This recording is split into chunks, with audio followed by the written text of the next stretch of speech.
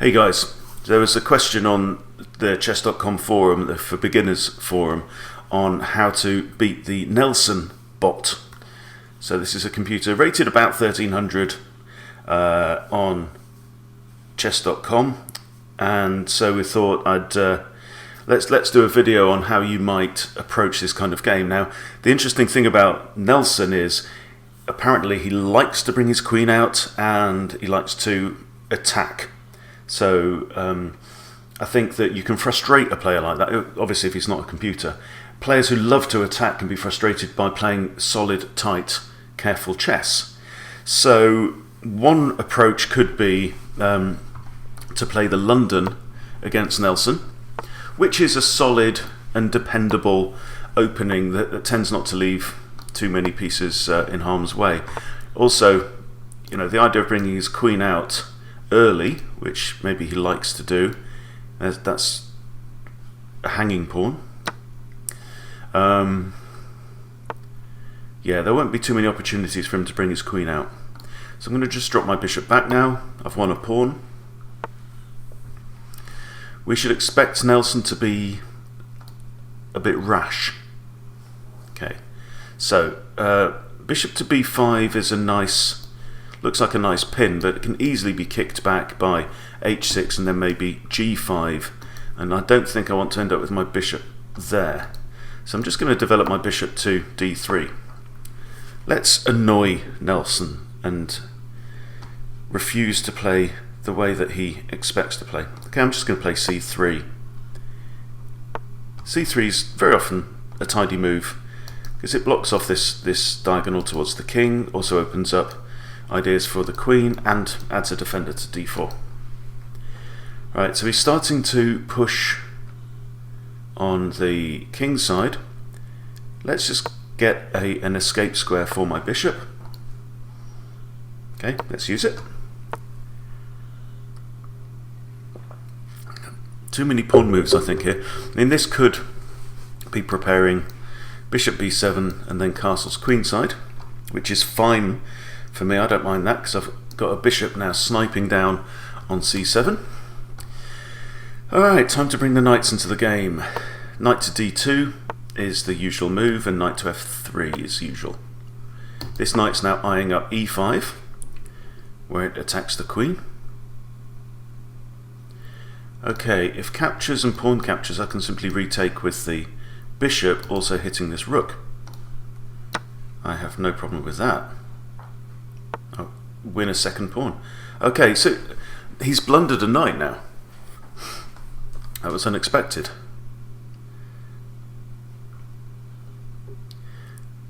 I'm not going to give the knight back. I'm just going to bring the knight back here and just be annoying. Okay, you want to exchange bishops, huh? Let's do that. I'm a knight and a pawn up. Nelson hasn't taken any of my pieces until then. Okay.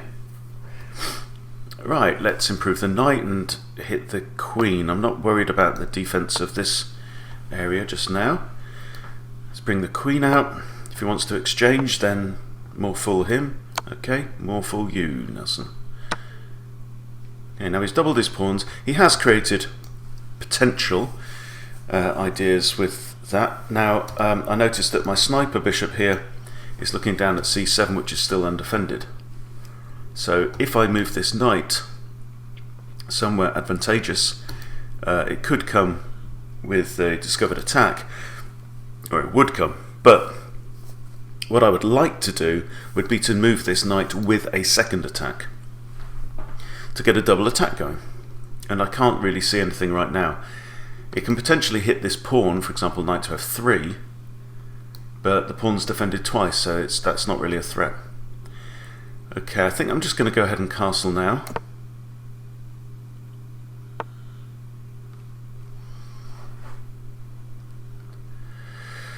Right, so we have options.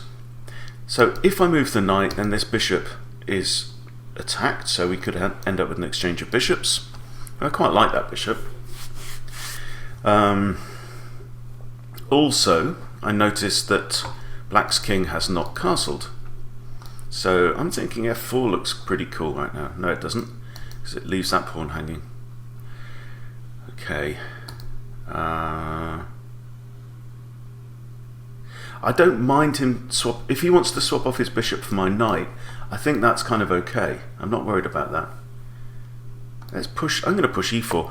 So generally, when his king hasn't castled, your objective should be to crack open the middle of the board, centralise your rooks, and start an offensive down there.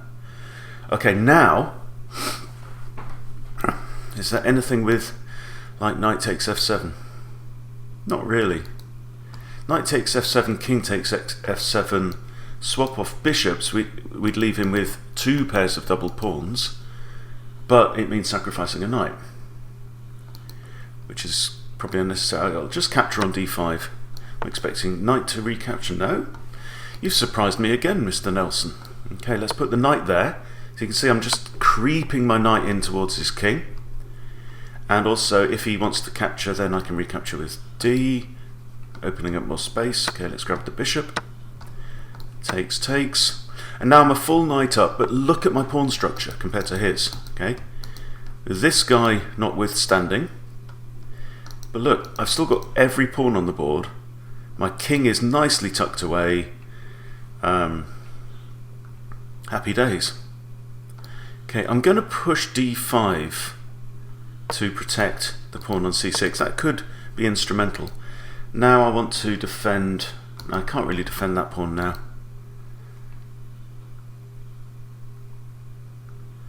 Okay, so tactics. Let's go there. Then if rook takes, I can force an exchange of rooks with that. Okay, and that comes with check, and now there's another pawn there for me. Okay, I've got a couple of options. I can grab the pawn on h4, or I can play rook up to d7 with a fork. King safe. Let's play that. Okay, just grab a pawn. This pawn's now kind of output. I've dropped a pawn as well there. Never mind. Oh, and he's defended h4. Maybe I should have thought that through more. Alright. So the trick with Nelson is, don't get sucked into his style of playing.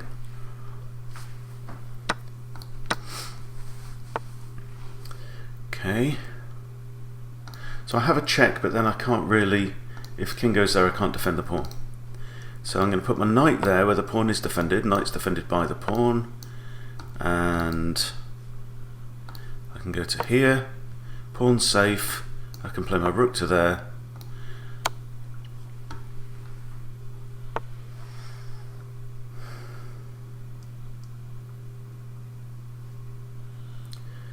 Okay, if I move the knight, I think pushing the pawn is probably the best move at this point. It's defended there. Okay, rook's there and there. Would force the king to go. Can't go there. The king would only have 1 square. Should I capture that pawn first? Let's grab the pawn. And it means that black, because that was kind of black's biggest threat, was promoting that particular pawn. Okay, I can't promote right now. I mean, it would come with check, but then king takes queen, and that's a bit pointless.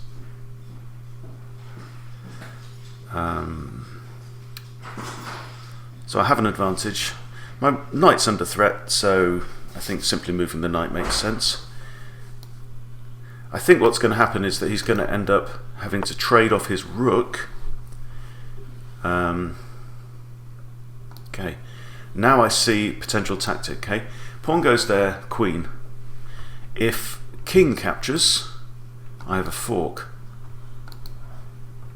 Okay, but rook can't capture because the king was in check, so the king has to move.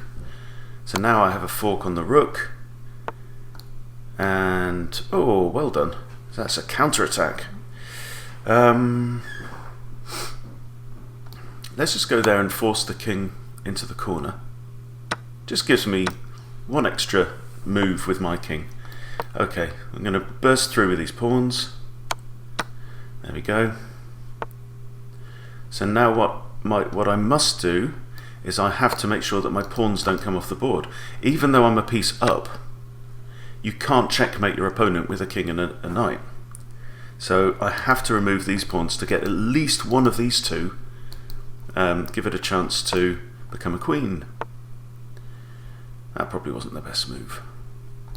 Okay, well, let's see if he wants to swap off. Okay, swapped off, and now I should be in a good position. The key now is I have to get my king in front of that pawn. Let's check him. He can't go on any of these squares. Okay, check with the pawn. He's going to go there. Of course he is. Now he can't go there or there, so if I just do a waiting move, he's going to have to retreat, and then I push my king. Again, he can't advance. Okay, another waiting move. Has to retreat. I move my king. That's not stalemate because he's got h8. Okay, let's just move the knight out of the way. King has to go here. Push the pawn. King will go back to h8. Okay. I can't push my pawn. That'd be stalemate because he wouldn't have any squares. I can check with the knight, and he'll have to move there, and then I push my pawn. Hang on. Knight to there, check. Has to go there. Pawn there, check. And then I think he's going to have to go to f8.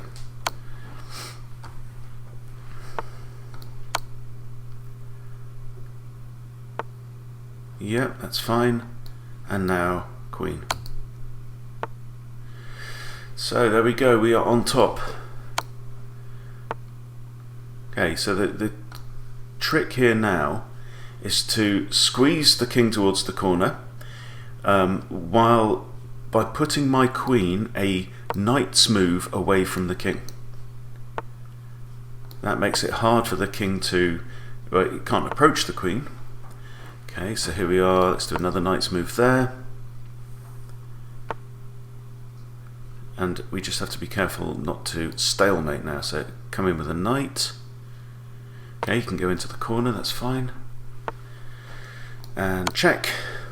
And he's going to come here, and there you go. So guys, that is how to beat your man Nelson on chess.com. So my tips for this bot, just play solid. Solid, solid, solid.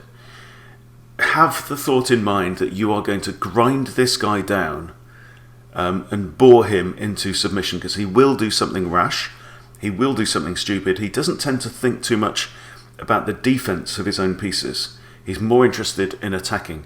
So when you've got an opponent who with that kind of style, then hold back and frustrate them. It's like, you know, boxers who just defend and defend and defend, and their opponent can't land a single good punch, and they end up getting frustrated and then letting their own guard down.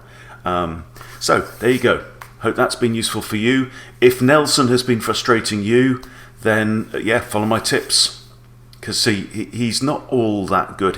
He will blunder, he will make mistakes, he will give up pawns, he will give up pieces. Right? He's a rash and careless player. So the trick is, don't play like him. Play very conservatively, safely. Take your time over your moves, think it through, and you will get him. See you later.